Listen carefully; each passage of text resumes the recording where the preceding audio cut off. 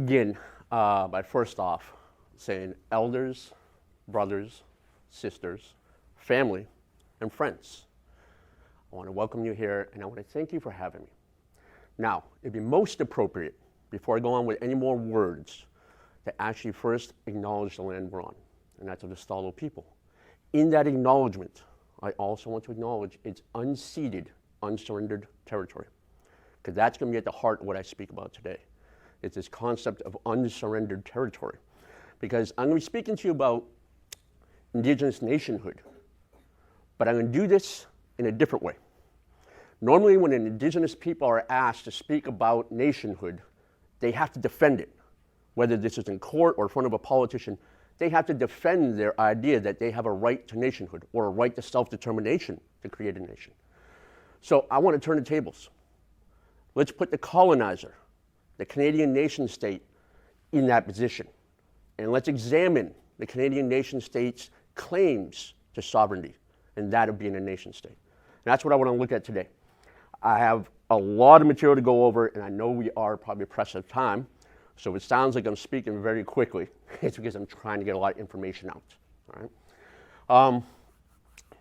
So to begin this, we actually have to look at a few political principles, just so we can kind of understand how we're going to look at the idea of legitimacy and sovereignty. So the first thing is very simple. The principle of equality. We are all equals. We're born equals.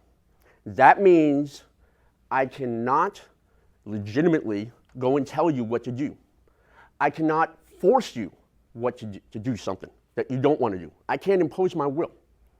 That is a condition of force that we accept is not legitimate between equals.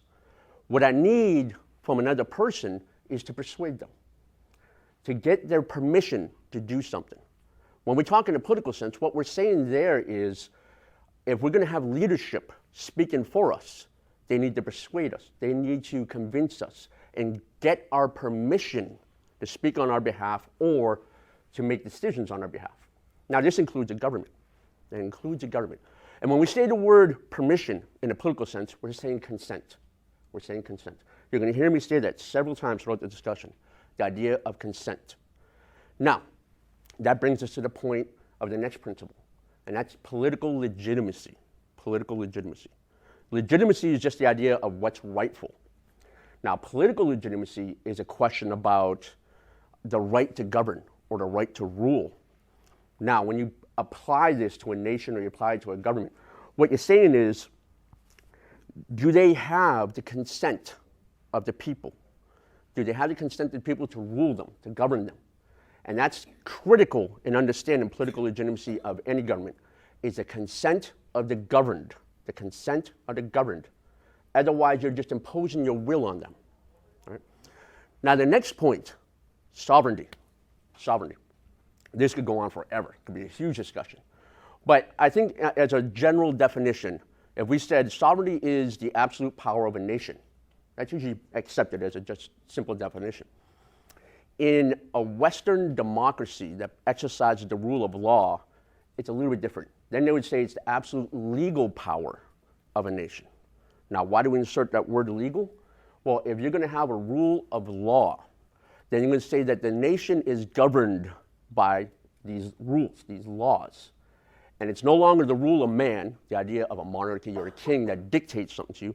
Supposedly, it's a nation that is run by laws. So, the sovereignty of a Western democracy is contingent upon this idea of having the absolute legal power to run a nation. All right, so we can understand those things. We can move on and we can start to apply this to Canada and ask ourselves a few of these questions. Most importantly, the thing that we're going to ask is, how legitimate is Canada's claim to sovereignty over Indigenous peoples or Indigenous nations?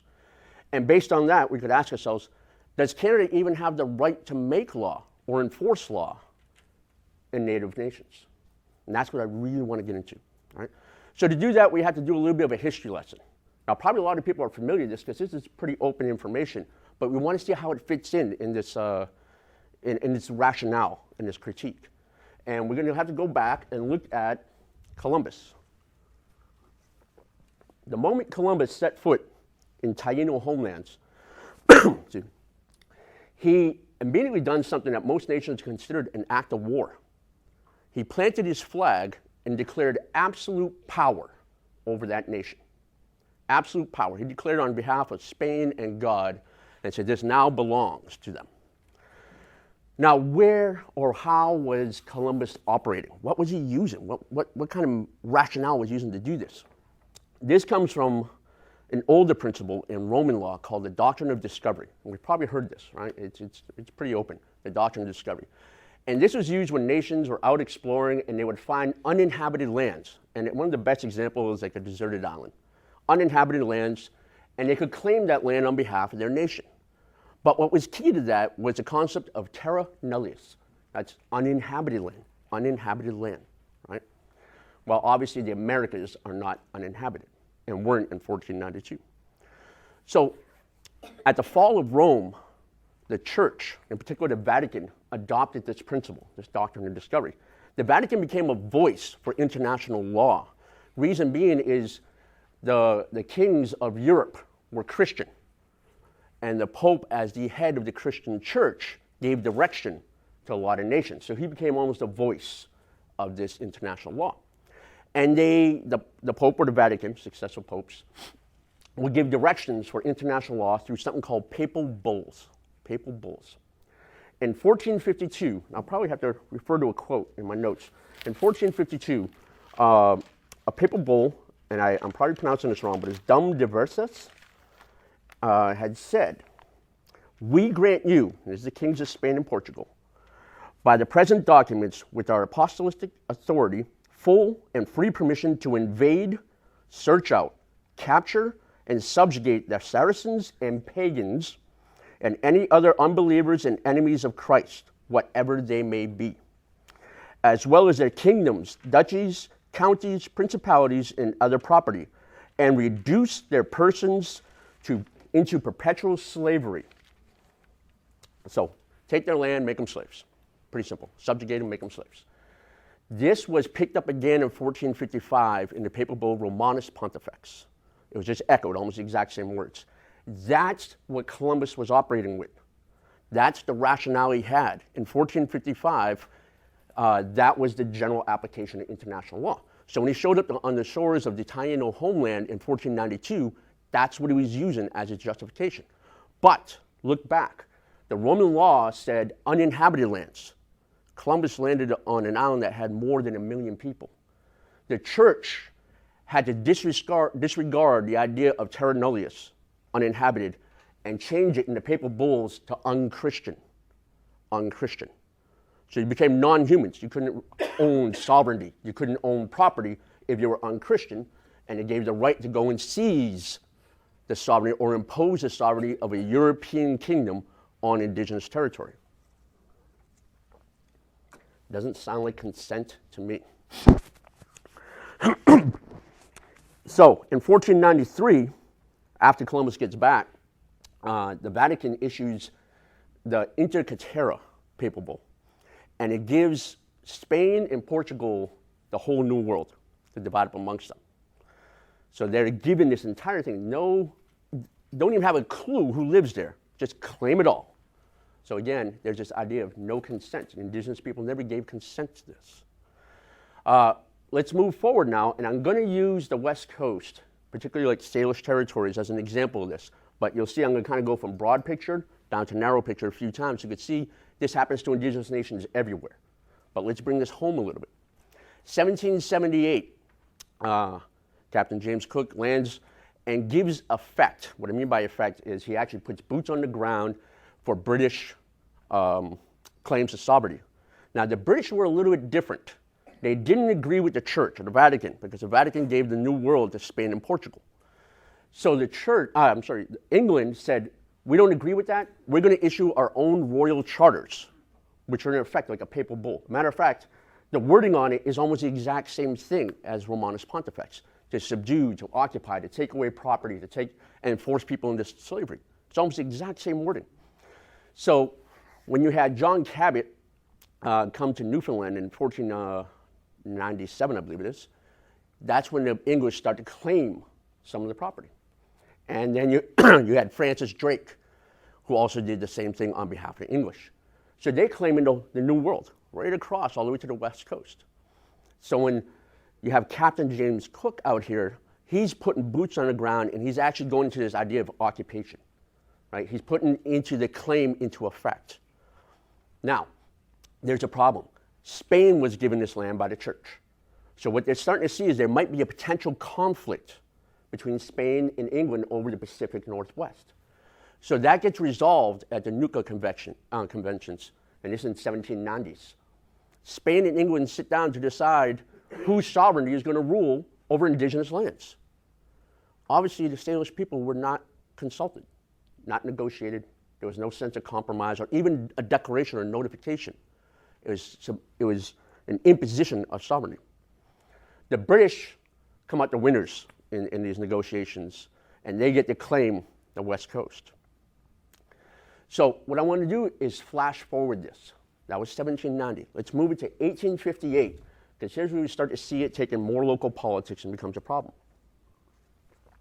James Douglas, an employee of Hudson Bay Corporation, later becomes governor. He operates out of Victoria, which at the time was a colony in 1858. Right? Now, this doesn't mean his political authority extended into mainland BC. It was just that particular area of Victoria. He has a problem: gold. Gold is found in the Fraser Valley. It causes a gold rush. The gold miners that were in the California gold rush come running up, tens of thousands of them. Douglas doesn't know how to handle this because he only has a few thousand British people. His worry that the Americans are going to make a claim to the land that will be in contravention to the British claim to sovereignty of the land. Also, he wants that Indian gold too. So his solution is to unilaterally declare mainland BC a crown colony. Again, no consultation, no negotiation, no discussion, no consent means no legitimacy. The indigenous people did not give consent to this, so no legitimacy to that. So he makes his claims, and then what we see is a rapid succession of claiming BC as a colony. By 1871, BC as we know it becomes an entire colony and then joins Canada in a confederation. And that's how we enter into this idea of the Canadian nation having sovereignty over indigenous territories in BC. Now, what's key and critical to this is the idea of consent of the governed. Consent of the governed. In each instance, all the way from the Doctrines of Discovery to papal bulls to royal charters, we do not see any attempts on behalf of the Europeans to try to create some relationship and discuss sovereignty with indigenous people. We just see an imposition of sovereignty. And that, as we said earlier, is illegitimate. Illegitimate. Now, why would a European nation do this? Why would a European kingdom want to do this? Colonization. Colonization. That's the idea of going into another country, settling it with the intent of accessing and exploiting their resources. Keyword there is exploiting. Exploiting those resources. They're not there by invitation. They're not there as guests. Colonization, and I'm going to read off Cecil Rhodes' explanation, because he addresses. Cecil Rhodes was a British colonial official, and he was actually handling Africa, in particular Rhodesia. But he explained it when he said, "We, meaning the British Empire, must find new lands from which we can easily obtain raw materials, and at the same time exploit the cheap slave labor that is available from the natives of the colonies." So as I said, he is speaking about Africa, but this gets adopted as the principle. And it's not even really adopted, because this is later on. This is actually in practice at the time. That's what colonization is. Any other nation in the world views that as a state of war. When a nation comes into your country, your nation, declares your land and resources theirs, and tries to subjugate your people to their political authority, those are acts of war. So we have to understand what this relationship is like, because it hasn't ceased, it hasn't ended. And if we could look at colonization, the effects of colonization on our people, let's look at the land first, then we'll talk about political subjugating our people. For the land, again, I'll use the West Coast here as an example. 1858, you have the Secretary of State of the Colonies, Edward Linton, gives a directive to Douglas. He says, Indians are nomadic people, and that's a problem for colonial settlement. We need to put them in permanent settlements for 3 reasons. 1, to protect the colonial settlers' claims to the land. So you basically to facilitate the theft. Number 2 is to protect the colonial settlers from the natives, minimize the interaction. If you could put them in one spot away from where the rich resources are, you could keep them from interacting, so less conflict against the settlers. And finally, the last one is to put them in a place where they can be controlled, shaped, and remolded to be compatible with colonial development interest. Controlled, shaped, and remolded to be compatible with colonial development interest. Assimilation. Assimilate us into the idea that we have to be colonized. So Douglas responds by thinking about the reserve system. And he recognizes he doesn't have enough money to enter into a treaty. He doesn't have the money that he needs to try to get indigenous people to give consent to being on reserves. He also recognizes he doesn't have enough money to enter to the same model that the U.S. is using. The American reservation system is a system of economic dependency. He doesn't have that kind of money to support the indigenous people if they're going to be a burden on colonization of that area. So he chooses what they call the agri-reserve system. And he wants the indigenous people to be self-reliant so they ain't a burden on the colonial taxpayer or the colonial taxes. So he awards 10 acres per family. And he says, there's where you can move to and you can be self-reliant. Well, a lot of indigenous people are not going to agree with that. So in 1858, he has the solution in his mind, but he just can't exactly put it together. So by 1862, he has a solution. And now there's a gentleman by the name of Tom Swanky who really addresses this. And it's basically what we would refer to nowadays, in modern terms, as ethnic cleansing. There is a suspicious outbreak of smallpox in Victoria. The Esquimalt people suddenly have smallpox, and the response is to send gunboats over and fire on them, knowing that they're going to go to different villages and different communities spreading the smallpox.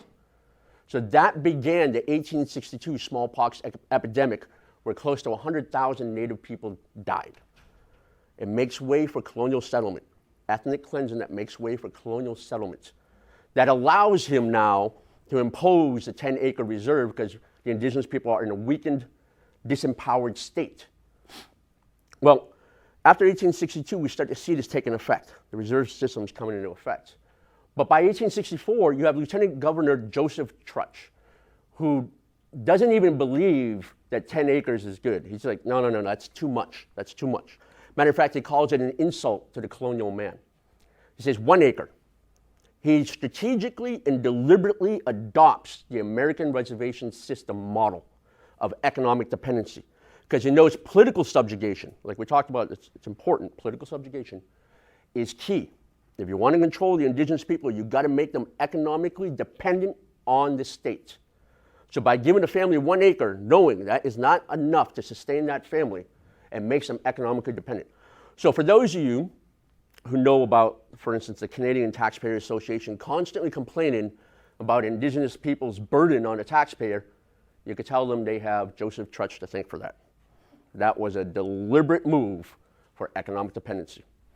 Okay, where does that leave us? What's the reality behind that? The fact that 99.75% of Canada is for Canadians. 0.25% is reserve. 0.25, 1/4% is reserve territory based on that system. That's where we're at. That's the situation that we arrived at. So, if we look at how the land was handled, we now need to look at how the people are handled. And we talked about this idea of political subjugation. I'm going to ask you for a moment. Put yourself in the shoes of a colonial governor, and your mandate, your purpose is to extract the resources from the colony you just took over. But do it in such a way that you don't cause a revolt with the indigenous people. Matter of fact, if you're smart about it, you might even get them to participate in it too, help you out. Right? So this is what's referred to as the politics of occupation. The politics of occupation. The first thing that has to happen is you need to usurp the legitimate traditional power and authority of that government. Usurp, that means to seize or hold by force without consent. We discussed that idea earlier of not having consent. So, was this important to Canada? It was.